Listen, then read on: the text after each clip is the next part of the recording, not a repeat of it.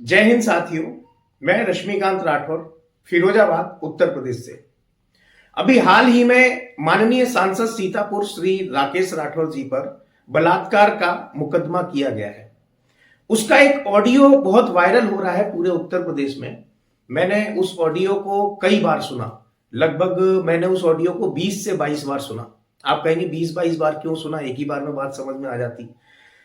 मैंने 20-22 बार इसलिए सुना, मैं आपको बताना चाहूंगा। जब मैं कोटा में पढ़ता था, आईआईटी जेईई की तैयारी कर रहा था, तो हमारे फिजिक्स के टीचर हुआ करते थे, ईपीएस सर। उनका कहना था, जब आप किसी समस्या में फंस जाते हैं, यानी किसी क्वेश्चन में फंस जाते हैं, किसी प्रॉब्लम में फंस जाते हैं, तो आपको उस क्वेश्चन को बार बार पढ़ते रहना चाहिए।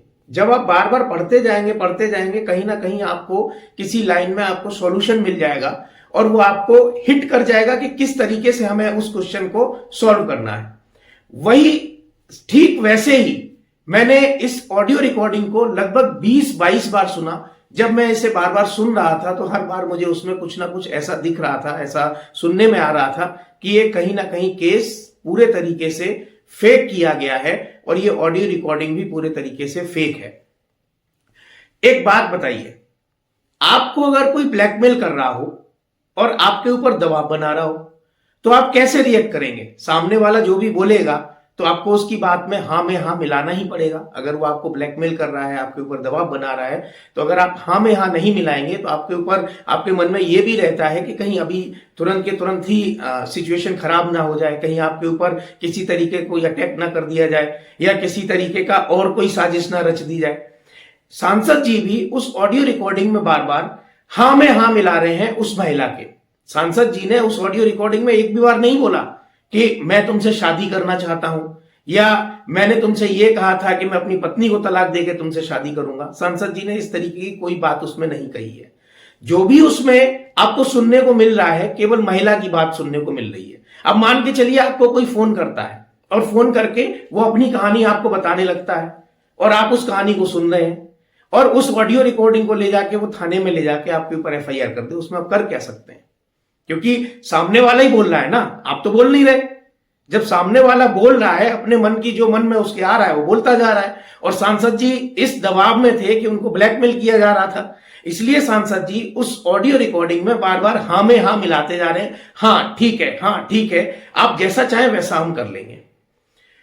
और इसमें जब आप बार बार इस ऑडियो रिकॉर्डिंग को सुनेंगे तो आपको एक एहसास और होगा कि उस महिला को किसी और नंबर से फोन करवाया गया, जो कि उस महिला का नंबर नहीं था, एक अननोन नंबर से फोन करवाया गया। उसके बाद जब आप सुनते हैं तो आपको एहसास होता है कि सामने से कोई व्यक्ति बोल रहा है कि ये नहीं, ये पूछो। क्योंकि सांसद जी उस महिला की बात का जिस समय जवाब दे रहे होते हैं, महिला सांसद जी की बात ना सुन के एक नया क्वेश्चन अपनी तरफ से बोलना शुरू कर देती है। ऐसा तभी होता है जब आपको कोई प्रेशराइज सामने से करके बैठ के कर रहा हो कि ऐसे नहीं ऐसे पूछो, ऐसे नहीं ऐसे बोलो।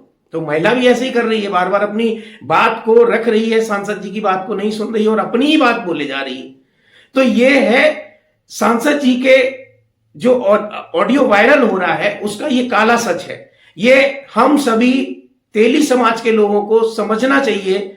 हम सभी तेली समाज के लोगों को सड़क पे उतर जाना चाहिए, आंदोलन करना चाहिए, धरना करना चाहिए, क्योंकि हमारे तेली समाज का राकेश राठौर जी, सांसद जी, एक ऐसा फरिश्ता है जो हर जिले में जाकर, हर शहर में जाकर अपना तेली समाज का झंडा गाड़ रहे हैं। उन्होंने संसद में भी जाकर तेली समाज का झंडा गाड़ा और बड़े शान से वो कहते हैं कि मैं तेली समाज से हूं। उनका एक वीडियो भी वायरल है जो आपने देखा होगा कि जब भी वो जहां से भी निकलते हैं उनसे लोग इतना प्रेम करते हैं कि अपनी गाड़ियां लेके उनकी गाड़ी के पीछे लगा देते हैं। जब सैकड़ों गाड़ियों का काफिला चलता है और कोई पूछता है कौन मंत्री जा रहा है, कौन विधायक जा रहा है या कौन सांसद जा रहा है या कौन नेता जा रहा है, तो शान से कहते हैं कि तेली समाज का नेता राकेश राठौर जा रहा है। तो ये बड़े गर्व की बात है हमारे समाज के लिए। तो हमारे समाज के जो भी लोग हैं उन सभी को हमारे समाज के नेता को बचाने के लिए सड़क पे उतरना चाहिए, धरना करना चाहिए, आंदोलन करना चाहिए, क्योंकि सांसद जी को पूरे तरीके से इस प्रकरण में झूठा फंसाया जा रहा है। एक बात आप खुद सोचिए, जब कोई रिलेशन अपनी सहमति से चल रहा था तो पहले तो वो बलात्कार कैसे हुआ?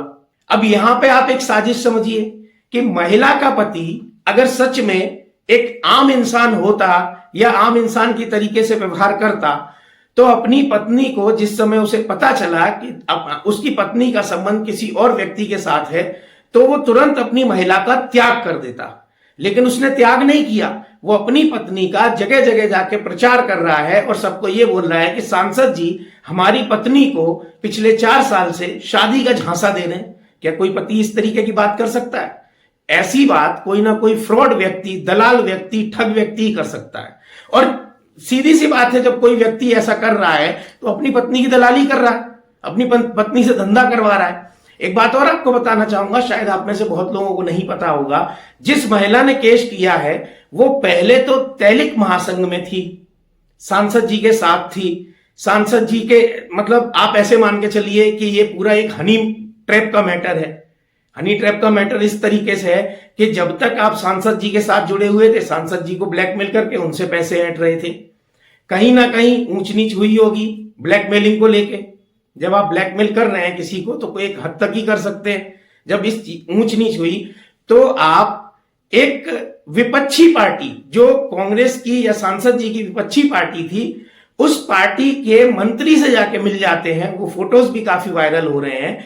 और उस पार्टी के मंत्री से मिलकर आज आपने केस सांसद जी पे किया है और 100% श्योर हूं कल ये केस मंत्री जी पर जरूर होगा।